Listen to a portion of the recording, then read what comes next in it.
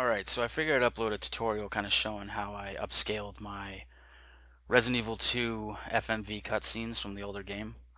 And it's not as hard as you think, but you do need a little bit of knowledge of how Sony Vegas works, as well as, kind of have an instinct in your mind of how you're going to plan things ahead. So basically, as you see here, what you're seeing is just the video file that I used from a PC port of Resident Evil 2, also known as Biohazard 2 in Japan. Now this PC port is the Japanese port, and the video files within this game are the best quality that you're going to be able to find online. You've probably seen these versions of the videos online before, but they are most likely the best versions you're going to get.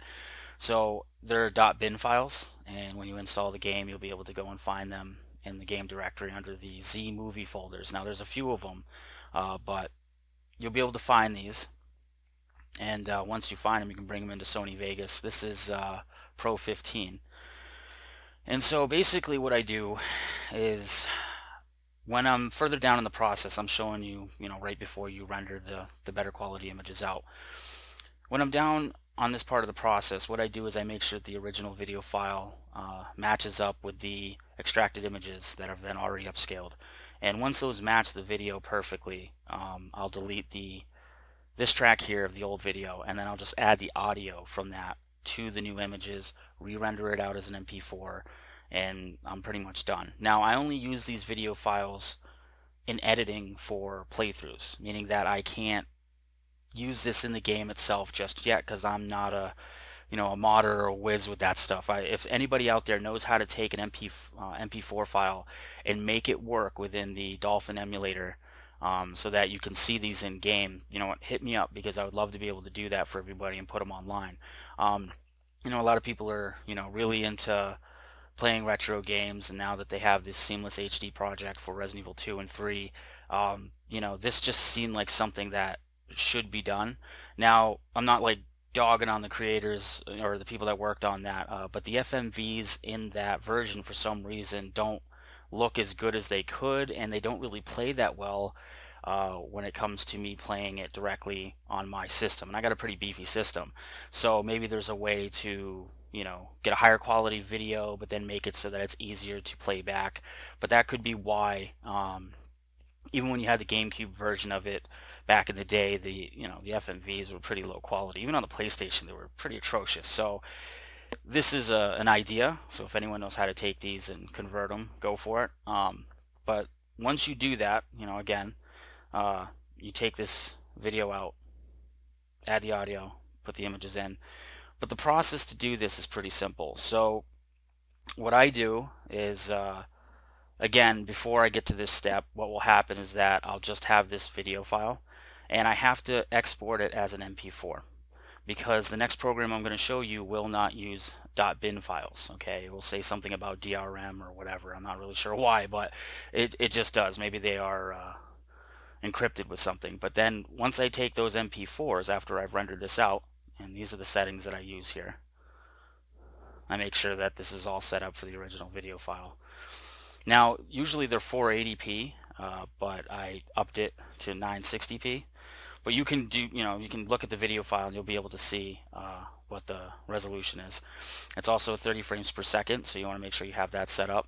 There's no interlacing, so I don't have to have a method to set up here. And basically I keep it at 32-bit floating point video levels.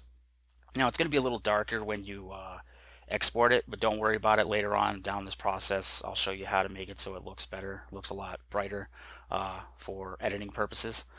Now again, if I am able to convert these into a video or a file format that Dolphin can read, then I'll show you how to put the visual effects in there before you render that out for that program to be able to read it. So that's basically that here. Audio, I have at sample rate 96. I believe it's smaller than that, but I like to keep it up here for most of my projects. And then for render as, I'll just show you that real quick. I already have a template, as you can see down here, and it's basically the same setting across the board. So you just want to make sure you know what the original video file settings are or details are and then go with that. This is way too high. You don't have to do this, but I have it this high because I want the highest quality possible without any loss. And then any editing I do after that, rendering it out again, and all that, it's not going to degrade the quality more and more, because even if you have everything matched across the board and you render it out, the more you do it, the more quality loss you have. So you want to have as high quality as possible while doing this. And again, I just save it to a setting. Now I have an NVIDIA card, so I'm able to pick this NV encoder and have these settings, but if you don't have one, you'll have to pick this. But basically that's that. And again, sample rate's 96 and bit rate 320. I have it as high as possible because again, you don't want any degradation. So then that's that. And that's, as long as you have those set up, you'll be all set to do this to every video. So what I would probably do is save a template, delete anything on your timeline, just save this project as a template and just reopen it every time, and then just bring the videos in. You should be all set. So the next thing I do after I basically take the original file, don't worry about this up here yet. Once I render this out, it turns into an MP4, and then I'm able to bring it into this program. I load it into this program, and then I'll find a folder to extract every single image from this video into a folder. And I'll show you why that's going to be important in a second. And I just do every frame. Okay, so because I've kept everything the same across the board, it's going to take 30 frames per second. That's what you want. And again, you make sure you pick the folder. And so I believe, oh yeah, all right, I probably closed that folder, but basically this is the PC version of the game. So these are where the bin video files are. They'll also be in these two. So you'll see them down here. You'll see it down here and right here. So you'll have to, try each one. I use VLC Media Player to play them, but you don't have to. Anything that can play .bin files, it should be able to do it. And then, you know which one you want. Just name the MP4 the same thing. And then when you import your higher grade upscaled images into video form, once you put it all together, name it the same thing and then just put HD next to it. This way you know exactly what's what. You don't get confused. So that's basically that. And I'll take the MP4 that I've rendered out and I'll bring it in here. It'll extract each image, and once I'm done doing that, what I basically do is I take the images extracted, I'll bring it into Topaz Gigapixel AI, and as you can see here I have a list of them. So these are all the images that would be exported, and then I have to upscale each one individually. And what's good about doing it with this program is that unlike other programs, and I'm not really totally sure if this happens, maybe you can do the same thing, I don't know. But I know in this program, if for any reason this crashes, every one that's been already done, you don't have to redo. And you'll just have to go to the folder where you are exporting these and see which one was the last one that was done before it crashed. Now I know that after about 500 of these, no matter what, this seems to just close on its own. Maybe that's just because it's the max amount that the memory can handle, but it just closes every time, so then I have to finish doing the rest of them. Sometimes I'll have to do this 3 or 4 times depending on how big the video file is. So for like the intros to Claire and Leon's playthrough, I had to do this about 4 or 5 times. And so once I was done with that, I had them all set. But you just make sure you see which was the last one that you had rendered out, and then just pick the next one, select the rest of them, bring them in, and so forth. So then once these are done, you would bring them back into Sony Vegas. But let me show you something real quick. As you can see over here, you see the 2 images. This one's a lot cleaner. Okay, looks way better. This program really works well for like animation, CGI that doesn't have a ton of detail, things that it can pretty much replicate fairly easily.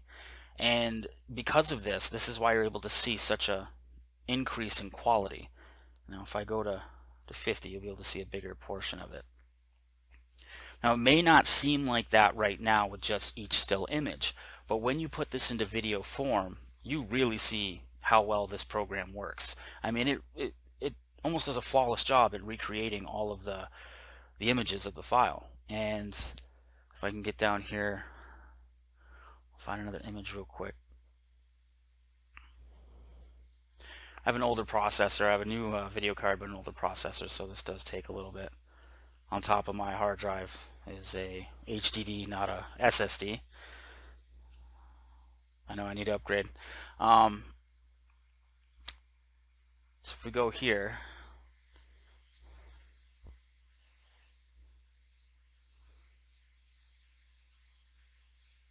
so as you can see, I mean, again, it's not perfect, but it's done a very good job for the most part recreating the image in higher quality. And that's basically all you're doing, is just putting a video back together with still images. So once you're done doing that and you have that already saved to a folder, you'll bring those in to Sony Vegas. And what you want to make sure of before you bring them in is you want to go under Options, Preferences, and you want to go to Editing. And so under here, you'll see New Still Image Length and Seconds. This is not the default. This is what I set it to for 30 frames per second. So this works perfectly. I actually read this up on a forum that this is the one you want to use for 30 frames per second, and I tried it and it works perfectly. So just make sure that if you're using video that's at 30 frames per second, this is what you choose. If you're using 60 frames per second or 24 frames per second, I would go online and try to look that up. If you can't figure it out, you could always put in a number in here and you'll see this change as you increase it. So sometimes it'll say 2 frames at whatever, but since my project is set at 30 frames per second, that's why this is popping up. So if I had 60 frames per second, it would have this changed. This would probably be like 2 frames or 3 frames at 60 frames per second. So you'll have to mess with this until it gets down to 1, because that's what you want. You want 1 frame per so-and-so. So that's another thing you want to keep an eye on.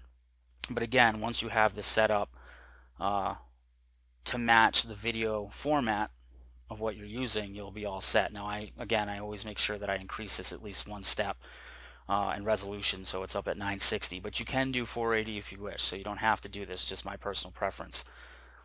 So then, once you're done with that, what you want to do again is you want to bring in the original .bin file. Now you could use the MP4 that you just exported if you want to, but I like to use the original file because Sony Vegas will actually accept it. And then you take this audio here, you make sure that it links up with the video above it. Same with this. Once you see the original video lined up with the new pictures here, let me just make this bigger so you can see it. When I mute it, you'll see a lower quality pop up. Do that again, you'll see a better quality come up. Now it is a little darker, and like I was saying before, when you export these video files out of Sony Vegas, unless you use levels, the levels filter, and you set it to computer RGB to studio RGB, it's going to be darker than the original, so you want to make sure you do that. But for right now, we're just trying to create the exported version of this video untouched. Okay, now you can mess with filters afterwards, so don't worry about it. You can do whatever you want, but right now, since they're all images and that's only what's going to be making up the video of this file, you can't really do anything with it unless you want to sit here forever and wait for the effects to hit every single image in the timeline. So what I do next is I get rid of this, and I'll delete that track. And then that's basically it. So you know that this is going to play. Now, if I were to play this back for you, it's not going to really do it because my system's a little bit slower when it comes back to playback. But I already have this exported, so let me show you that real quick.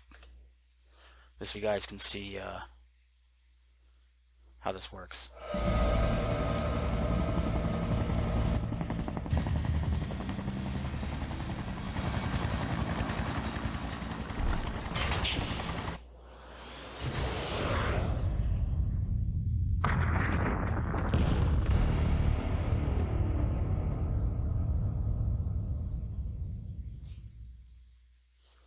Alright, so as you can see, that's way better quality than the original. And just for, shits and giggles, let me show you the original of that video file on my computer so you can actually see it in motion here. So I believe this is it.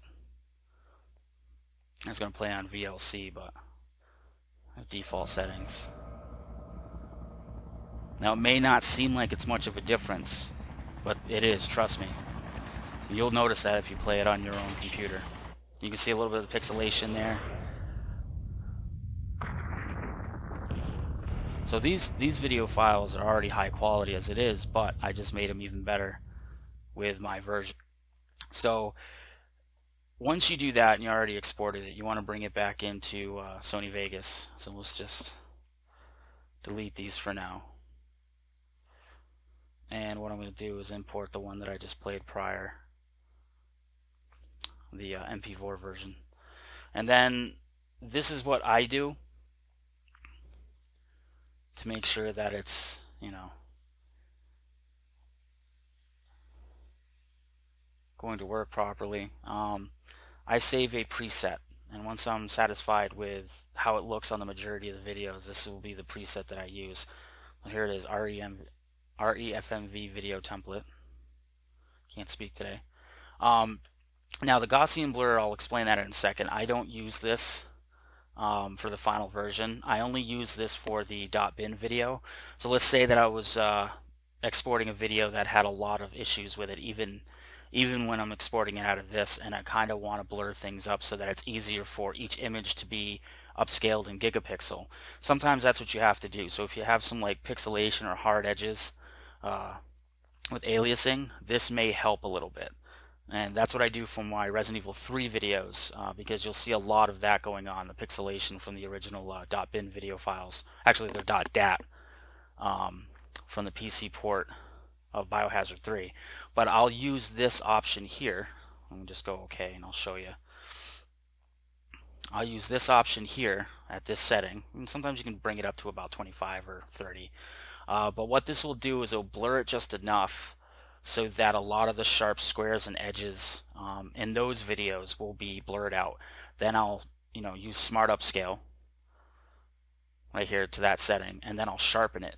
And so what will happen is it gets rid of most of the pixelation and the hard edges, because once you bring in a video that's like that, image per image, Gigapixel's going to have a hard time actually upscaling that and making it look good. It's pretty much trying to smooth out edges and do things like that. So when it has a lot of hard edges, it just doesn't look good. So you might want to have to do this. So if you're doing this to like Resident Evil 3 .dat video files or any game that might have that issue, this would probably be the best way to make it look better so that you're ready to use Gigapixel with it.